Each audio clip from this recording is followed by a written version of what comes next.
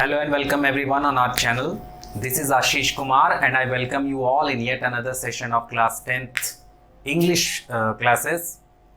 और yesterday we had completed Two Horizons written by बीना पानी मोहंती. हम लोगों ने बीना पानी मोहंती द्वारा रचित Two Horizons नाम के चैप्टर का कल समरी पढ़ा था, या यूँ कहें कि कल उसकी स्टोरी पढ़ी थी. And today I'm here back again with question and answers related to the probable question and answers related to Two Horizons. Two Horizons के जो संभावित प्रश्न वगैरह हैं उन्हीं को लेकर मैं आज फिर एक बार आपके सामने प्रस्तुत हूं. तो शुरू करते हैं. सबसे पहले हम देखेंगे ऑब्जेक्टिव क्वेश्चंस. मैं थोड़ा सा किनारे हो जाता हूं ताकि आपको लेफ्ट हैंड साइड में डिस्प्ले मिले. देखिए, पहला जो क्वेश्चन सेट किया हुआ कि Bina Pani Mohanty is a well known blank space short story writer. Bina Pani Mohanty एक जानी पहचानी लघु लेखिका हैं. किस भाषा की? तो जवाब है उड़िया. उड़िया भाषा की वह जानी पहचानी लेखिका है, यानी उड़िया भाषा में उनकी लेख छपते रहते हैं, कहानियां लिखते रहती हैं. तो जवाब है उड़िया. दूसरा प्रश्न है the daughter in Two Horizons does not wish to blank space anymore. Two Horizons नामक कहानी में जो बेटी रहती है वो और क्या नहीं करना चाहती है. एनीमोर का मतलब और होता है. तो जवाब है ड्रीम, सपने देखना. जो डॉटर है उस कहानी में अब आगे और सपने नहीं देखना चाहती, क्योंकि उसके जो सपने थे वो सपने टूट गए हैं. वो ससुराल में आकर के उसको वो सारी चीजें नहीं दिख रही है जिसका ख्वाब उसने संजोया था, इसलिए अब वो आगे और सपना नहीं देखना चाहती है. तीसरा नंबर प्रश्न है the mother on Two Horizons was blank space to read the letter of a daughter. माँ जो है उस कहानी में अपनी बेटी का पत्र पढ़ के क्या हो जाती है? तो जवाब है डिस्टर्ब्ड, परेशान हो जाती है कि बेटी मेरी परेशान है, इस तरह का पत्र लिखी है. तो माँ भी थोड़ी देर के लिए परेशान हो जाती है. हालांकि बाद में वो अपने आप को संभाल करके और बेटी को एक यथोचित आंसर, जवाब, रिप्लाई लेटर के ही माध्यम से भेजती है. तो जवाब है डिस्टर्ब. पहला का जवाब है Odia. Bina Pani Mohanty is a well known Odia short story writer. दूसरा का जवाब है the daughter in Two Horizons does not wish to dream anymore. और थर्ड का आंसर है the mother in Two Horizons was disturbed to read the letter of her daughter. Question number 4. In the story Two Horizons, the daughter was filled with a sense of blank space and emptiness. Two Horizons नामक कहानी में जो daughter है, बेटी है, वह किस चीज से ग्रसित है या उसको क्या लगता है? तो सेंस ऑफ टायर्डनेस, उसे थकान लगता है, एंड एम्प्टीनेस, खालीपन, उसे खालीपन और थकान का एहसास होता है. तो जवाब है टायर्डनेस, और एम्प्टीनेस तो लिखा हुआ है. पांचवा नंबर प्रश्न है the daughter in the story Two Horizons learned everything from her mother except. Two Horizons नामक कहानी में जो बेटी है उसने सब कुछ अपनी मां से सीखा था, छोड़कर. क्या छोड़कर? इंपॉर्टेंस ऑफ वेल्थ, यानी धन का महत्व छोड़कर. EXCEPT, एक्सेप्ट का मतलब होता है को छोड़कर. उसने धन के महत्व को छोड़कर बाकी सारी चीजें, सारा गुण अपनी मां से लिया था. तो तीनों के आंसर आपके सामने. In the story Two Horizons the daughter was filled with a sense of tiredness and emptiness. The daughter in the story Two Horizons learned everything from her mother except importance of wealth. और छठा number प्रश्न है the only companion of the mother in the story Two Horizons is. माँ की जो साथी है, companion का मतलब होता है साथी, जो साथ निभाए, साथी. तो कह रहा है कि माँ की जो साथी है इस पूरी कहानी में वो कौन है? तो जवाब है हर डॉटर, उसकी बेटी. क्योंकि ये पूरी की पूरी कहानी ही माँ और बेटी के संवाद पर आधारित है, माँ और बेटी के एक दूसरे को चिट्ठी लिखने पर आधारित है, इसलिए माँ की साथी बेटी है, बेटी की साथी माँ है. Question number 7. In the story Two Horizons, the daughter asks her mother why she is not able to attain the satisfaction her mother experienced in her blank space life. Two Horizons नामक कहानी में बेटी पूछती अपनी माँ से कि क्यों वह वही संतुष्टि नहीं प्राप्त कर पा रही है जो उसकी माँ ने प्राप्त की थी ब्लैंक स्पेस जीवन में. तो जवाब है मैरिड लाइफ, अपने वैवाहिक जीवन में. अटेन का मतलब होता है प्राप्त करना, और सेटिस्फैक्शन का मतलब हो गया संतुष्टि. जो मां को संतुष्टि थी अपने वैवाहिक जीवन में, वो संतुष्टि बेटी को क्यों नहीं प्राप्त हो पा रही है? बेटी को क्यों लगता है कि उसका जीवन खाली खाली है? वो संतुष्टि को नहीं प्राप्त कर पा रही है. तो जवाब यही है मैरिड लाइफ. आठवां नंबर है the letters are exchange between mother and. चिट्ठी जो है वो किसके किसके बीच में लिखा जाता है? तो जवाब है मदर एंड डॉटर, माँ और बेटी के द्वारा. पहले बेटी माँ को लिखती है, बाद में माँ बेटी को लिखती है. 9वां नंबर प्रश्न है, who is the author of this article two horizons? इस आर्टिकल या इस कहानी की लेखिका कौन है या लेखक कौन है? तो जवाब है बीनापानी महंती। क्वेश्चन नंबर 10 आपके बीच में ये रहा कि according to the mother a sense of blank space can not be bought or gifted to someone. मां के अनुसार ए सेंस ऑफ रिक्त स्थान कैन नॉट बी बॉट, उसे ना तो खरीदा जा सकता है और गिफ्टेड टू समवन, ना ही किसी को वो उपहार में दिया जा सकता है। क्या चीज? तो जवाब है फुलफिलमेंट, संतुष्टि, पूर्णता। किसी को ये लगे कि हम पूर्ण हैं, ऐसा ना तो पूर्णता कहीं से खरीदा जा सकता है और ना ही किसी को उपहार स्वरूप दिया जा सकता है। मनुष्य अपने आप में हमेशा पूर्ण है, उसकी इच्छाएं कभी पूरी नहीं होती, तो कभी भी पूर्णता, परिपूर्ण ये कोई नहीं हो सकता। तो जवाब है फुलफिलमेंट। 11वां नंबर प्रश्न है, हु ऑन द ओडिया साहित्य अकेडमी अवार्ड एंड साहित्य अकादमी अवार्ड फॉर पाताडेल इन 1990? 1990 में पाताडेल नामक काव्य के लिए या लेख के लिए या इस कहानी के लिए किसे उड़िया साहित्य अकादमी अवार्ड या उड़िया अकादमी अवार्ड प्राप्त हुआ था? तो जवाब है बीनापानी महंती, बीनापानी महंती को। 12वां नंबर प्रश्न है, the daughter admires her mother undiminished. Daughter जो है एडमायर करती है, प्रशंसा करती है। एडमायर का मतलब होता है प्रशंसा करना। डिमिनिश का मतलब होता है खत्म हो जाना, समाप्त हो जाना, मिट जाना। और अनडिमिनिश्ड का मतलब हुआ कभी ना खत्म होने वाला, कभी ना समाप्त होने वाला, कभी ना मिटने वाला। डॉटर को अपनी मां की कौन सी चीज कभी ना खत्म होने वाली लगती थी जिसकी वो हमेशा प्रशंसा करती थी? तो जवाब है एंथुजियाज्म। एंथुजियाज्म का मतलब होता है उत्साह, जोश। मां अपने परिवार के प्रति जिस प्रकार उत्साहित होकर के पूरा अपने जीवन भर उन्होंने परिवार को दिया, समर्पित किया, उनकी बेटी उसी को एडमायर करती थी, यानी प्रशंसा करती थी। तो जवाब है एंथुजियाज्म। तीनों के जवाब फिर से एक बार ये रहे कि according to the mother a sense of fulfillment cannot be bought or gifted to someone. Who won the Odia Sahitya Academy Award and Sahitya Academy Award for Patanjali in 1990? Answer is Beenapani Mohanty. And the daughter admires her mother's undiminished enthusiasm. Question number 13 ये रहा आपके बीच में कि what is the bond between the mother and her daughter? माँ और बेटी के बीच में किस प्रकार का संबंध है, बॉन्ड है? तो जवाब है of love, प्रेम का। माँ और बेटी दोनों के बीच में प्रेम का बंधन है। बॉन्ड का मतलब बंधन हो गया। दोनों के बीच में किस प्रकार का बंधन है? तो प्रेम का बंधन है। माँ और बेटी दोनों को एक दूसरे को प्रेम करते हैं।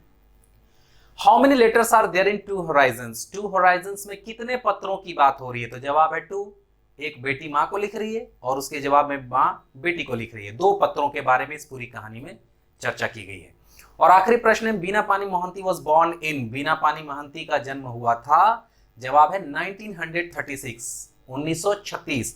अब ये कब मृत्यु हुई इसका कभी अभी कोई लेखा जोखा नहीं है, किताब में नहीं छपा है कि अभी वो जीवित ही हैं या गुजर गई, ऐसी कोई जानकारी अभी उपलब्ध नहीं है। शायद वो अभी जीवित ही हैं, इस वजह से उनका डाइड का कोई यहाँ सवाल नहीं बनता है। तो प्रोबेबल ऑब्जेक्टिव क्वेश्चंस के यही क्वेश्चंस हैं जिनके आने की संभावना है। उन प्रश्नों के साथ 15 प्रश्नों के साथ हम लोग यहाँ हैं।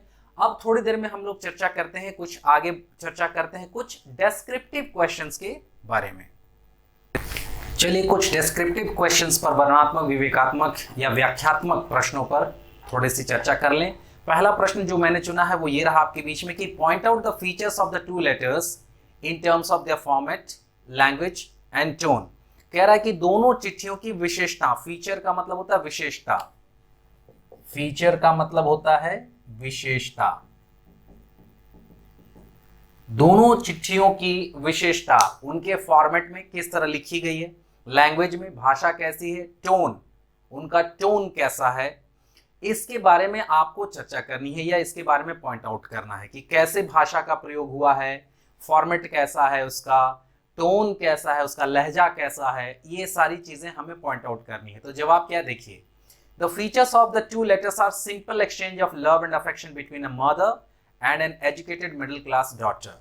कह रहा है कि ये जो 2 चिट्ठियां हैं इनकी विशेषता ये है कि ये आदान प्रदान है। एक्सचेंज का मतलब होता है आदान प्रदान, ममता का, स्नेह का, मोहब्बत का, प्यार का आदान प्रदान है एक माँ और उसकी एजुकेटेड, पढ़ी लिखी हुई मिडिल क्लास बेटी के बारे में।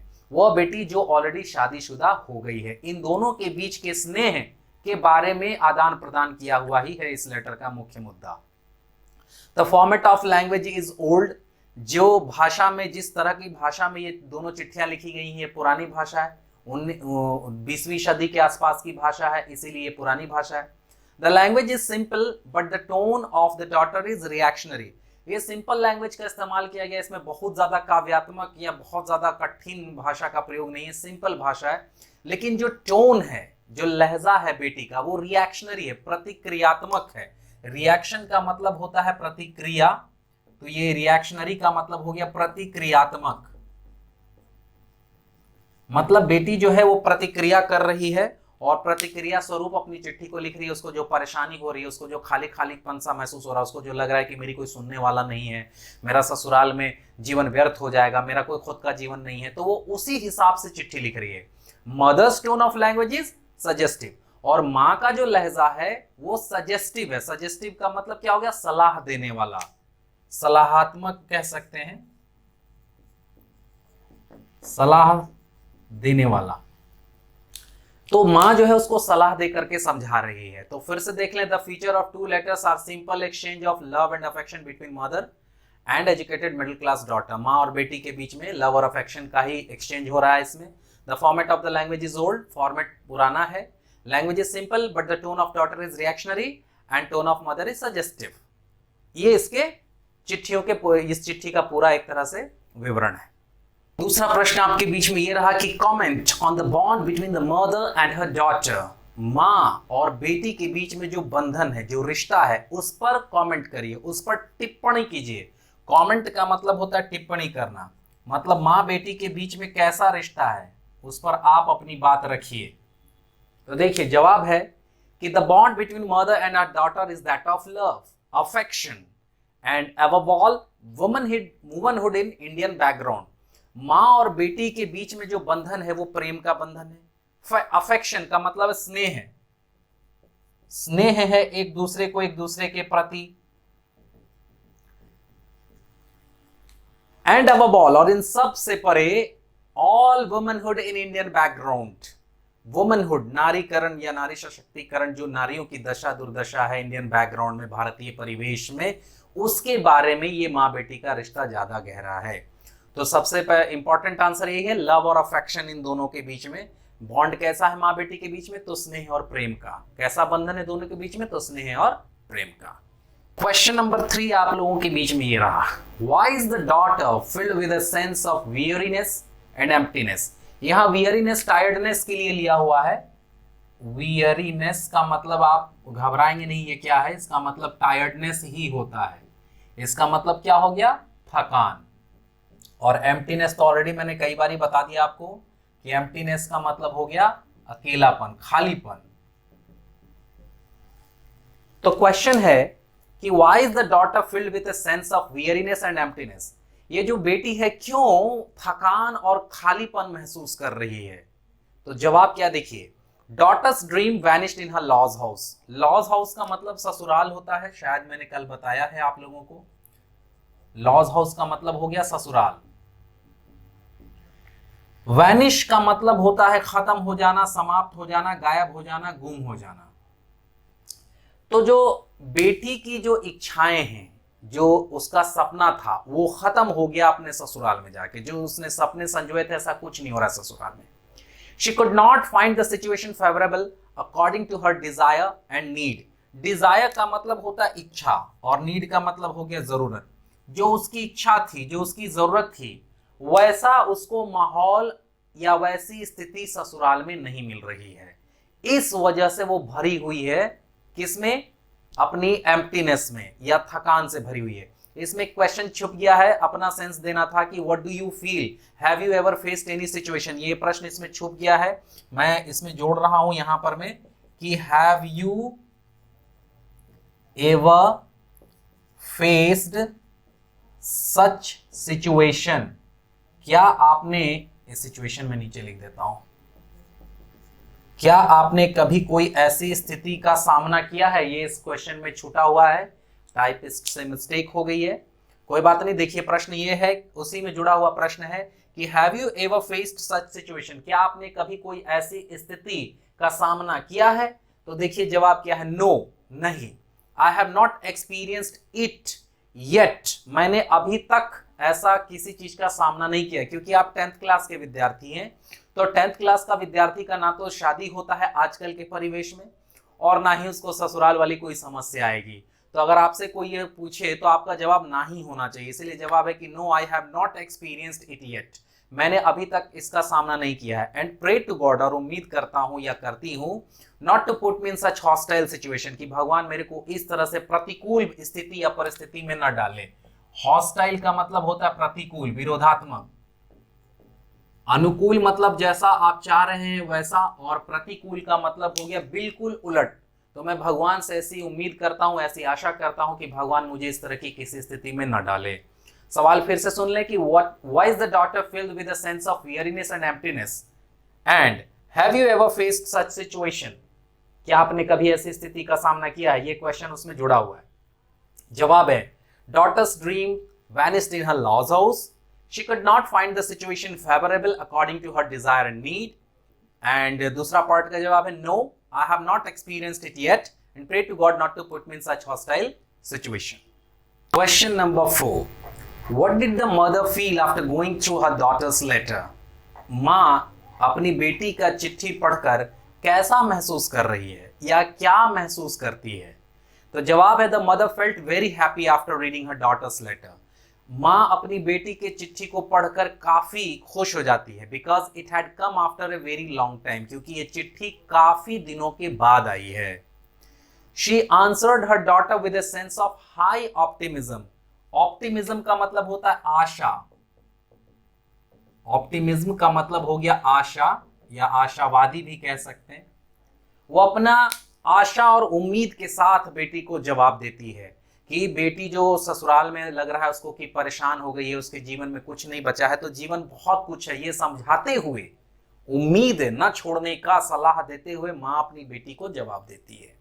शी रोट, वह लिखती हैं कि I believe you can touch the horizon of that infinite, कि मुझे उम्मीद है कि तुम आसमान में, तुम उस क्षितिज को प्राप्त कर लोगी जो इन्फिनिटी है, जिसको लगता है कि कभी प्राप्त नहीं किया जा सकता है। वो चाहत जो इंसान को लगने लगता है कि ये चाहत मेरी कभी पूरी नहीं होगी, मुझे उम्मीद है कि तुम उस चाहत को भी एक दिन प्राप्त कर लोगी, ये उम्मीद तुम्हें कभी नहीं छोड़नी चाहिए। यह जवाब देते हुए अपनी बेटी को वह पत्र लिखती है। क्वेश्चन नंबर 5 ये रहा आपके बीच में कि how does the mother analyse the situation, माँ स्थिति का कैसे आकलन करती है। एनालाइज का मतलब हो गया आकलन करना, समीक्षा करना, आकलन करना ही लिख लिया जाए। माँ स्थिति का कैसा आकलन करती है। Do you agree with clear analysis and the solution she suggest, क्या आप भी सहमत हैं जो वो आकलन करती है और जो उपाय बताती है अपनी बेटी को, क्या आप उस उपाय से, उस आकलन से सहमत हैं? तो जवाब देखिए मैंने क्या लिखा है कि the mother analyses the situation very carefully, माँ जो है वो स्थिति का बड़े ही सावधानी पूर्वक आकलन करती है। शी अंडरस्टैंड्स एवरीथिंग, वो सारी चीजों को समझती है। और दूसरा जो पार्ट है कि do you agree with clear analysis and the solution she suggests, तो जवाब है no, I don't agree with such false notion and long term optimism. मैं इस तरह की धारणा, नोशन का मतलब होता है धारणा, इस तरह का विचार कि महिलाओं को अपने परिवार के प्रति ही समर्पित हो जाना चाहिए, यह धारणा मैं नहीं मानता। आई believe in tit for TET, मुझे जैसे को तैसा, अगर ससुराल पक्ष मुझे जवाब दे रहे हैं तो मैं भी जवाब दूं, मैं तो इस धारणा में विश्वास करता हूं। एंड इमीडिएट डिसीजन, और तुरंत कोई कार्रवाई हो, तुरंत कोई निर्णय हो। आई बिलीव गर्ल्स और women must be respected in every house, मुझे लगता है कि महिलाओं को और लड़कियों को हर घर में समान इज्जत मिलनी चाहिए। एंड कंटेम्प्रेरी सोसाइटी, और आजकल के समाज में खास करके मुझे नहीं लगता कि लड़कियों का मतलब ही हुआ कि घर संसार चलाने वाली, लड़कियों का मतलब हुआ कि कोल्हू की बैल की तरह घर का काम करने वाली, सारे लोगों की इच्छाएं पूर्ति करने वाली, अपने लिए नहीं जीने वाली। मैं इस धारणा में विश्वास नहीं रखता। तो जो माँ ने इस कहानी में ये धारणा रखी है अपनी बेटी के लिए कि तुम उसी में खुश रहना सीखो, वही तुम्हारी दुनिया है, मैं इस धारणा में विश्वास नहीं रखता। यह मेरा जवाब है। फिर से एक बार मैं जवाब सुना दूं। The mother analyses the situation very carefully, she understands everything, and दूसरा पार्ट का आंसर है no, I don't agree with such false notion and long term optimism. I believe in tit for tat. Tit for tat का मतलब मैं लिख दूं, tit for tat का मतलब होता है जैसे को तैसा, इसे टिट फॉर टैट कहते हैं, एक प्रॉवर्ब है ये। I believe in tit for tat and immediate decision. I believe girls और women must be respected in every house and contemporary society. Descriptive question की श्रेणी में आखिरी प्रश्न आपके बीच में ये रहा, question number 6। It was only your existence inside me that made me laugh on. Why does the daughter से सो?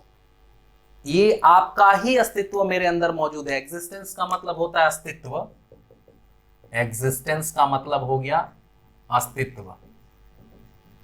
वो कहती है कि आपका ही मेरे अंदर मौजूद अस्तित्व है जो मुझे हंसाता रहता है, वरना तो मेरे जीवन में कुछ बचा ही नहीं है। Why does the daughter say so? बेटी ऐसा क्यों कहती है? What does she mean by laugh on?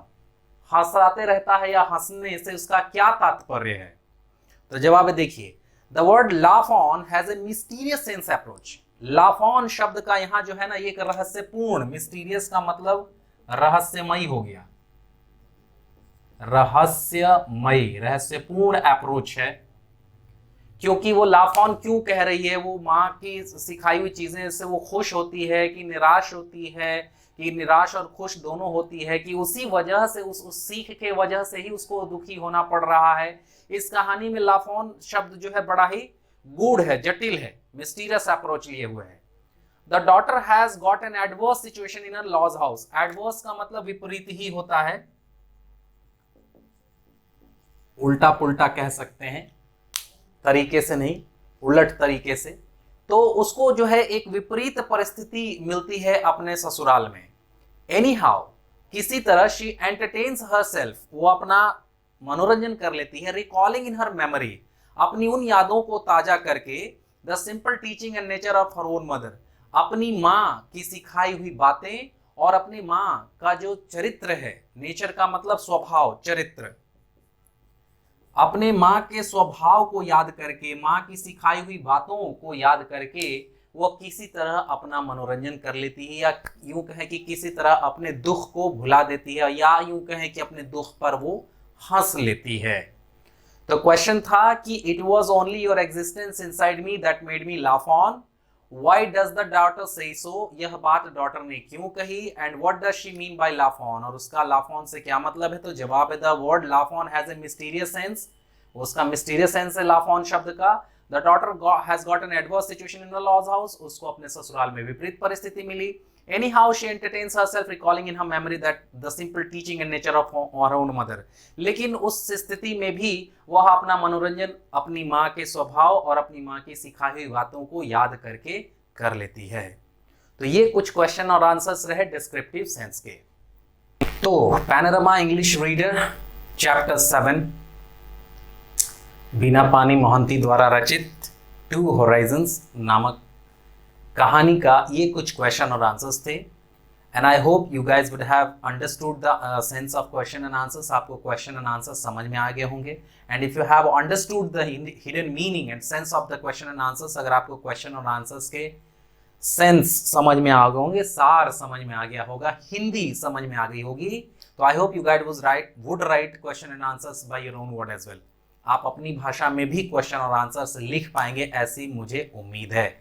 If you want to note down the questions, अगर आप इन क्वेश्चंस और आंसर्स को नोट डाउन करना चाहते हैं तो कॉपी लेकर के बैठिए, इस वीडियो को देखिए, वीडियो को पॉज कर करके क्वेश्चन आंसर्स को अपने कॉपी में नोट डाउन करिए। और आई होप कि एग्जाम्स में अगर ये आए उसमें से आपको जितना भी याद हो सके तो आप उसमें से अपना द बेस्ट देने की कोशिश करेंगे and you would get maximum number possible. With this, that concludes today's session. आज का यही क्लास समाप्त होता है। Meet you in next session और in next video और in next class। अगले क्लास में मिलते हैं with new chapter, नए चैप्टर के साथ। Thanks for watching. Enjoy your day, guys.